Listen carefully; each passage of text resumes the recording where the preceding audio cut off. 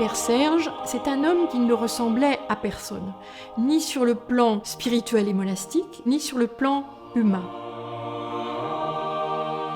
Faire mémoire de Père Serge, ce n'est pas si facile. C'était un homme simple, hein. Sa gentillesse, sa bonté, son humanité et sa beauté. C'était quelqu'un à la fois de très joyeux dans ses relations avec les autres, mais qui avait en même temps une immense compassion pour toutes les difficultés des personnes qu'il rencontrait. Les saints, c'est ça, c'est des gens qui réalisent l'humanité. Et ensuite, l'autre message que je voudrais partager, c'est sa façon d'être, de fonctionner, si je peux dire, liturgiquement. Je me souviens de sa façon de célébrer avant. C'est extraordinairement naturel. Je crois qu'il était tellement imprégné des offices de l'Église. C'était lié au fait qu'il pratiquait la prière du cœur. Père Serge pratiquait la prière intérieure pendant les offices. Donc il était à la fois à l'intérieur par la prière et à l'extérieur, si je peux dire, par les gestes, par les paroles qu'il prononçait. Donc cette profondeur, en fait, qu'on ressentait, c'était lié à son activité intérieure. Père Serge, c'était la contemplation.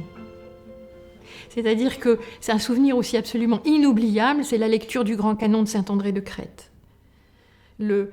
Spécialement les hymnes trinitaires de chaque strophe, voilà, il récitait ça d'une manière que le ciel s'ouvrait. On était véritablement en présence du vrai Dieu. Et c'était, comment dire, avec bien sûr, c'est un peu difficile d'expliquer ce que c'est que la contemplation dans la tradition mystique orthodoxe, mais c'est vraiment l'âme qui est mise en présence de Dieu. C'est comme on est mis en présence de Dieu sans intermédiaire.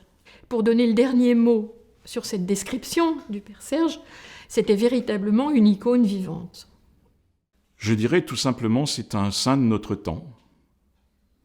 Il ne manque plus qu'une reconnaissance officielle de l'Église, et j'espère qu'elle viendra très bientôt, parce que, comme je l'ai dit, il est vraiment du même niveau que tous les saints que j'ai connus, et sa béatification serait quelque chose de tout à fait légitime, normal, mérité, et qui, en même temps, peut-être aussi contribuerait à le faire encore mieux connaître de l'Église universelle.